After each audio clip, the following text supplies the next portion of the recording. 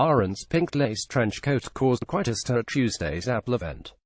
Justin Sullivan JT. Even if you missed Apple's big iPhone unveiling this past Tuesday, you may have seen the photo. Angela Ahrendts, Apple's retail boss, on stage wearing black-framed glasses, a white V-neck t-shirt, and a pale pink lace trench coat. The coat, made by the company Ahrendts used to run Burberry, caused an immediate reaction. W Magazine, Racked, and Glamour all covered the coat, and Twitter's reaction to it. I tracked down the coat in question and found out the price tag, $2,895, and then the hate mail came. "We are horrified you are focusing on her outfit," really, one Twitter user wrote to me, referring to herself and her female friends in Silicon Valley.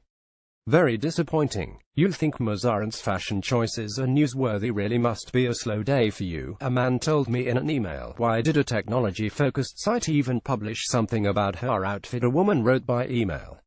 "Your article is one that my daughter asks about, and requires a sit-down with her and her two brothers to explain why it is of zero importance that this powerful woman wore a jacket and it was expensive." Many of the criticisms were valid.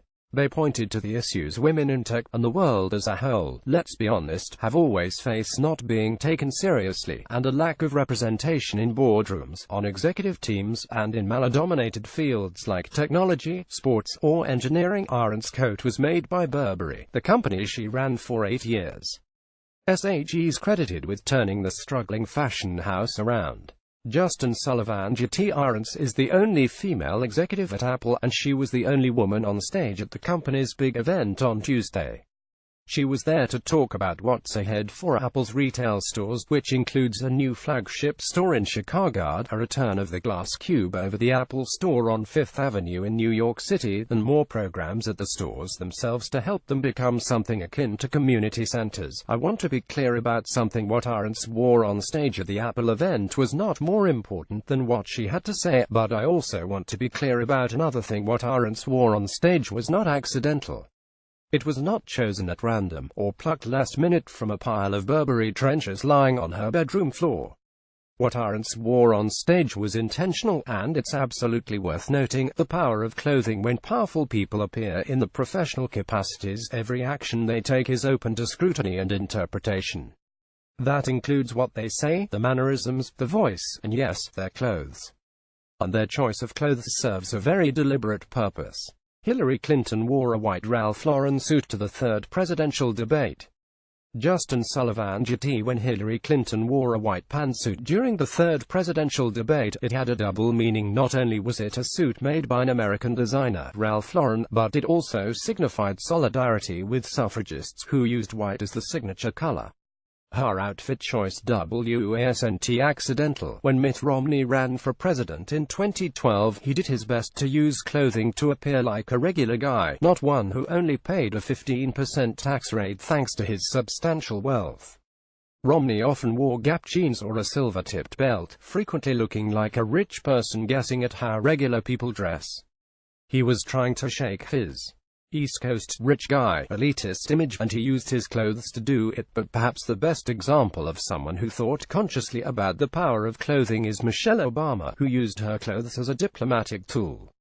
She wore a gown by Indian designer Naeem Khan for the Indian state dinner, chose a dress by Korean-American designer Dory Chung for a state dinner with the President of South Korea, and Don Christian Siriano, an American designer and Project Runway winner, for a speech at the Democratic National Convention in 2016.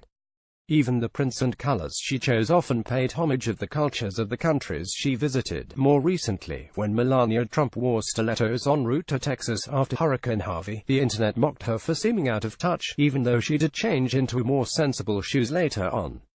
In that instance, she was making an official visit in her capacity as First Lady, and her outfit was open to criticism. Michelle Obama wearing a Naeem Khan gown at a state dinner with India's Prime Minister, Manmohan Singh, and his wife, Gurcharan Kaur.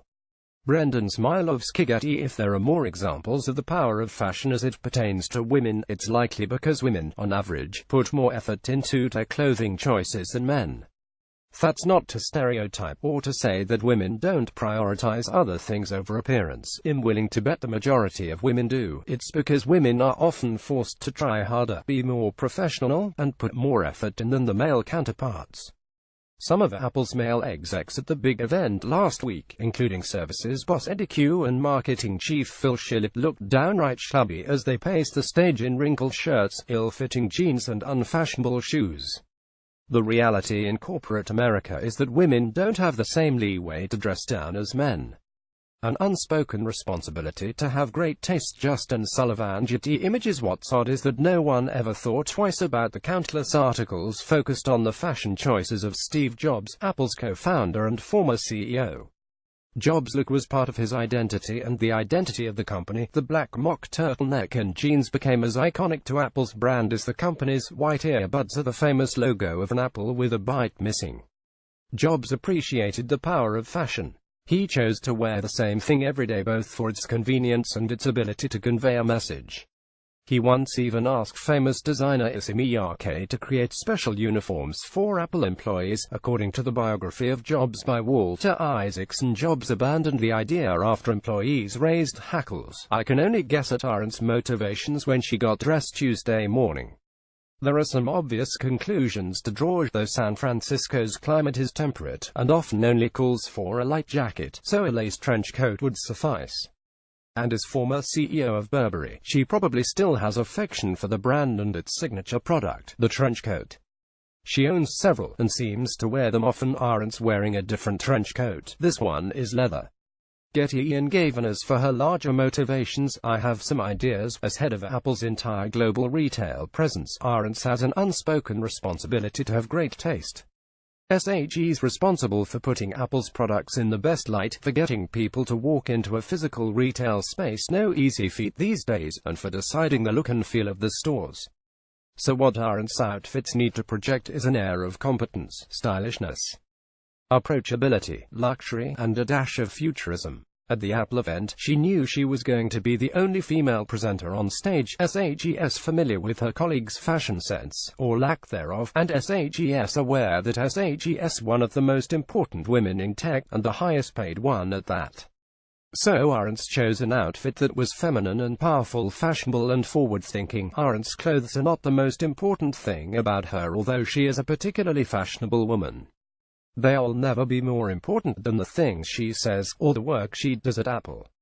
But when it comes to powerful people, it's not only acceptable, it's important to notice what they're wearing. The belief that a person like ahrendts throws on any old thing before an event, and that what she wears doesn't influence how others perceive her, is a naive point of view. In situations like these, clothes say the things the person doesn't or can't put into words. Pay attention.